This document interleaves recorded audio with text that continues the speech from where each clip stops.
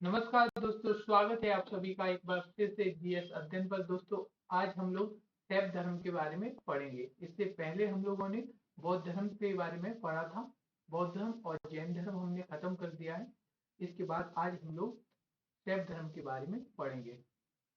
ठीक है, तो चलिए देखते हैं शैव धर्म के बारे में।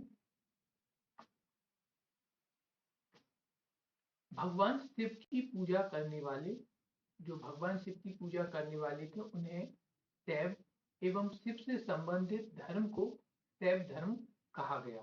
ठीक है, इसके बाद शिवलिंग उपासना का प्रारंभिक पुरातात्विक साक्ष्य हड़प्पा संस्कृति के अवशेषों से मिलता है। ठीक है, तो जो पुरातात्विक साक्ष्य मिलता है वह हमें हड़प्पा सभ्यता से मिलता है। और आपको जब मैं हड़प्पा सभ्यता पढ़ा रहा था तो उस समय मैंने बताया था कि हड़प्पा सभ्यता की सीलों में हमें पशुपति की सील मिली है, जिसमें एक योगी के चारों तरफ कुछ पशु से घेरे हुए हैं। इसके लिए पुरातात्विकों ने पशुपति नाम दिया। ठीक है, इसके बाद हमें ऋग्वेद में शिव के लिए रुद्र नामक देवता का उल्लेख है। ठीक है, जो अथर्ववेद में शिव को भव, सर्व, पशुपति एवं भूपति कहा गया है, इसमें अथर्ववेद में। इसके बाद लिंग पूजा का पहला स्पष्ट वर्णन, जो लिंग पूजा है उसका स्पष्ट वर्णन हमें मत्स्य पुराण में मिलता है। ठीक है, लिंग पूजा का स्पष्ट वर्णन हमें मत्स्य पुराण में मिलता है। इसके बाद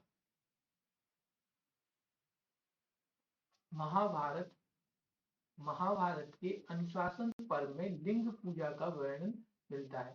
तो ये हमें कहाँ कहाँ पर शिव धर्म या शिव जी के या शिवलिंग के साक्ष्य हैं हमारे पुराणों में या हमारे धर्म शास्त्रों में, उसके बारे में बताया जा रहा है। महाभारत में शिव धर्म के बारे में मिलती है जानकारी।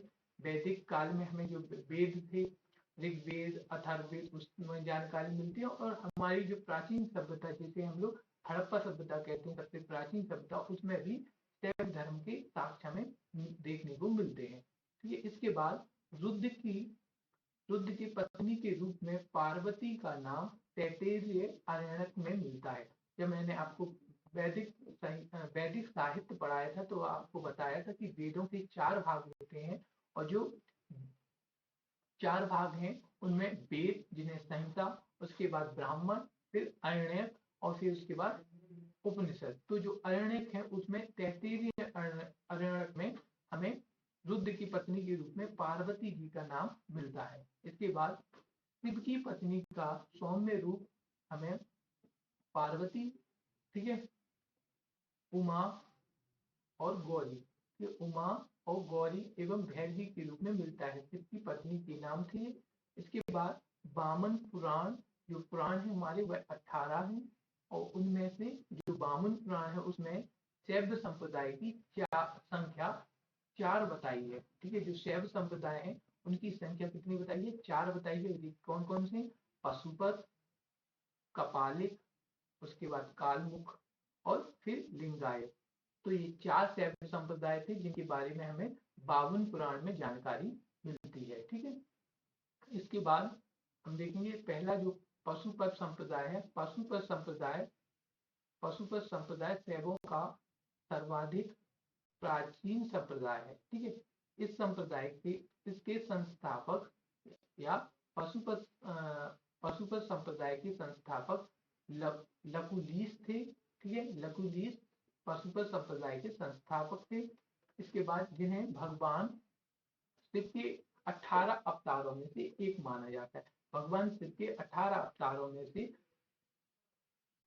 जो लकुलिश है उन्हें एक माना जाता है। ठीक है, इसके बाद पशुपत संप्रदाय के अनुयायी जो पशुपत संप्रदाय को मानने वाले थे उनको पंच आर्थिक कहा जाता है। तो पंच आर्थिक किसे कहा जाता है? पंच आर्थिक जो पशुपत संप्रदाय को मानने वाले थे उन्हें कहा जाता है। ठीक, इसके बाद इस मत का प्रमुख सैद्धांतिक जो ग्रंथ है वह पशुपत सूत्र है। पशुपत सूत्र इस जो पशुपत संप्रदाय है उसका पशुपत सूत्र प्रमुख ग्रंथ है। ठीक है, इसके इसके बाद हम देखेंगे कि श्रीकर पंडित एक विख्यात पशुपत आचार्य थे। तो संस्थापक लकुलीस थे, लकुलीस संस्थापक थे, और प्रख्यात आचार्य या इनसे संबंधित एक और आचार्य थे जो थे श्रीकर पंडित। इसके बाद दूसरा संप्रदाय है कपालिक संप्रदाय। जो कपालिक संप्रदाय है उसके इष्ट भैरव थे। तो कपालिक संप्रदाय के इष्ट कौन थे? भैरव थे। इस संप्रदाय का प्रमुख केंद्र श्रीशैल नामक स्थान है। तो कपालिक जो संप्रदाय था उसका जो प्रमुख केंद्र है वह है श्रीशैल नामक स्थान। ठीक है। इसके बाद हम लोग देखेंगे तीसरा जो संप्रदाय है जो 52 पुराण में उल्लेख है जिसका, वह कालमुख संप्रदाय के अनुयायियों को शिव पुराण में महाव्रतधर या महाव्रतधर कहा गया है। ठीक है। शिव पुराण में इसे महाव्रतधर कहा गया है और 52 पुराण में इन्हें कपाल मुख कहा गया है। तो कपाल ही मुख को जो 52 पुराण में जिन्हें कपाल मुख कहा गया है उन्हें शिव पुराण में महाव्रतधर कहा गया है। ठीक है।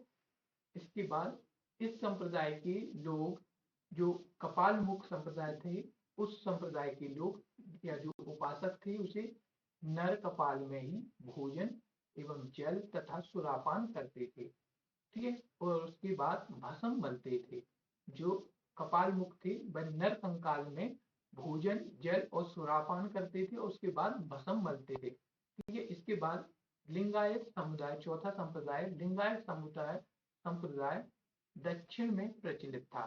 ठीक है। आज भी दक्षिण भारत में अगर हम देखें तो कर्नाटका में लिंगायत समुदाय काफी अधिक मात्रा में है या उसकी जनसंख्या काफी अधिक लिंगायत संप्रदाय की कर्नाटक राज्य में है। इसके बाद जो लिंगायत समुदाय था वह दक्षिण में प्रचलित था जिन्हें जंगम भी कहा जाता था। ठीक है। इस संप्रदाय के लोग शिवलिंग की उपासना करते हैं। जो लिंगायत समुदाय है उसकी पूजा लिंगायत संप्रदाय के जो लोग हैं वह शिवलिंग की पूजा करते हैं। ठीक है। इसके बाद 52 पुराण में लिंगायत संप्रदाय के प्रवर्तक अल्लव प्रभु तथा उनके शिष्य बासव को बताया गया है। जो बासव संप्रदाय है उसके प्रवर्तक अल्लव प्रभु तथा उसके शिष्य बासव को बताया गया है। ठीक है। इसके बाद इस संप्रदाय को वीरशैव संप्रदाय भी कहा जाता है। जो लिंगायत समुदाय है उसे वीरशैव संप्रदाय भी कहा जाता है। इसके बाद 10वीं शताब्दी में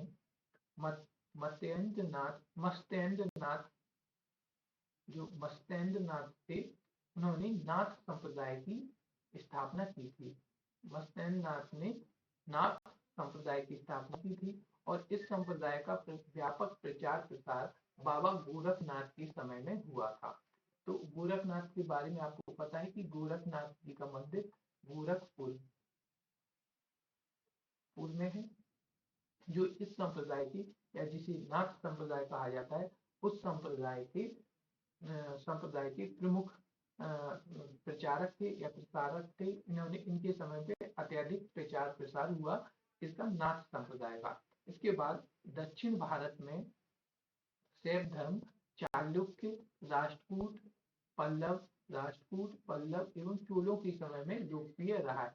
जो दक्षिण भारत के विभिन्न राजवंश थे उनके समय में यह शैव धर्म काफी लोकप्रिय रहा है जिसमें चालुक्य, राष्ट्रकूट, पल्लव और चोल थे। ठीक है। इसके बाद पल्लव काल में शैव धर्म का प्रचार प्रसार, जो शैव धर्म था उसका प्रचार प्रसार नायनारों ने द्वारा किया गया। नायनार के द्वारा, जो नायनार थे, नायनारों के द्वारा इसका प्रचार प्रसार किया गया। किस काल में? पल्लव काल में। नायनार संतों की संख्या 63 बताई गई है। तो